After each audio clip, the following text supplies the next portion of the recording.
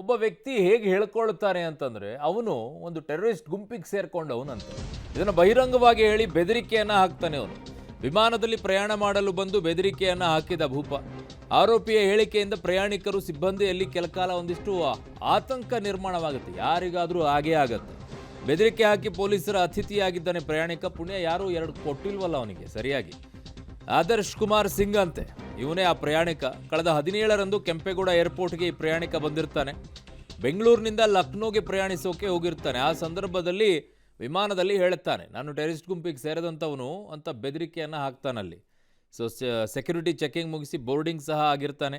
ಆದರೆ ಕೊನೆಯ ಕ್ಷಣದಲ್ಲಿ ಫ್ಲೈಟ್ ಹತ್ತದೇ ವಾಪಸ್ ಹೋಗೋಕ್ಕೆ ಮುಂದಾಗಿರ್ತಾನೆ ಅವನು. ಪ್ರಯಾಣಿಕ ಫ್ಲೈಟ್ ಹತ್ತದ ಬಗ್ಗೆ ಭದ್ರತಾ ಪಡೆಗೆ ಏರ್ಲೈನ್ಸ್ ಸಿಬ್ಬಂದಿ ತಿಳಿಸಿರ್ತಾರೆ.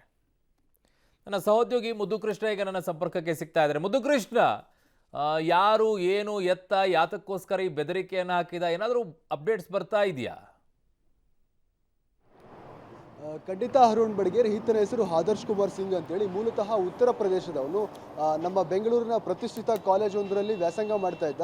ಆದರೆ ಈತ ಕಾಲೇಜಲ್ಲಿ ವ್ಯಾಸಂಗ ಮಾಡಬೇಕಾದ್ರೆ ಒಬ್ಬ ಹುಡುಗಿಯನ್ನು ಪ್ರೀತಿ ಮಾಡಿದ್ದ. ಆ ವಿಚಾರದಲ್ಲಿ ಪ್ರೇಮ ವೈಫಲ್ಯವಾಗಿ ಒಂದು ರೀತಿ ಮಾನಸಿಕ ಅಸ್ವಸ್ಥನಾಗಿದ್ದ ಅನ್ನುವಂಥದ್ದು ಈಗ ಪೊಲೀಸರ ಮಾಹಿತಿಯಿಂದ ತಿಳಿದು ಬರ್ತಾ ಇರತಕ್ಕಂಥ ವಿಚಾರ. ಆದರೆ ಈತ ಕಳೆದ 17ನೇ ತಾರೀಕು ತನ್ನ ಸ್ವಗ್ರಾಮ ಏನು ಉತ್ತರ ಪ್ರದೇಶದ ಲಕ್ನೋಗೆ ತೆರಳೋದಕ್ಕೆ ಏರ್ ಇಂಡಿಯಾ ಫ್ಲೈಟ್ನಲ್ಲಿ ಟಿಕೆಟನ್ನು ಬುಕ್ ಮಾಡಿಕೊಂಡಿದ್ದ. ಇನ್ನೇನು ರಾತ್ರಿ 11:55ಕ್ಕೆ ಫ್ಲೈಟ್ ಕೂಡ ಟೇಕ್ ಆಫ್ ಆಗಬೇಕಾಯಿತು. ಆತ ತನ್ನ ಸೆಕ್ಯೂರಿಟಿ ಚೆಕಿನ್ ಎಲ್ಲ ಮುಗಿಸಿ ಬೋರ್ಡಿಂಗ್ ಎಲ್ಲ ಆಗಿ ಇನ್ನೇನು ಫ್ಲೈಟ್ ಹತ್ತಬೇಕಿತ್ತು ಒಳಗಡೆ ಹೋಗಿ.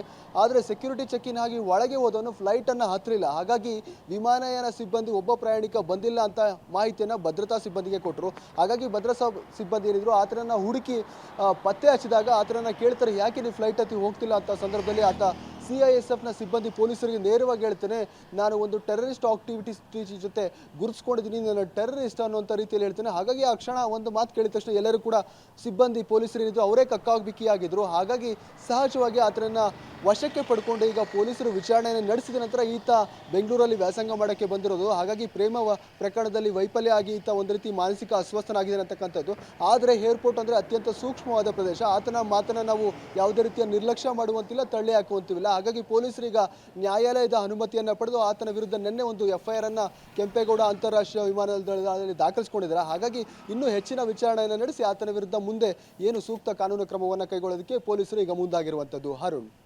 ಓಕೆ ಮುದ್ದುಕೃಷ್ಣ, ನಿಮ್ಮೆಲ್ಲ ಮಾಹಿತಿಗೆ ಧನ್ಯವಾದಗಳು.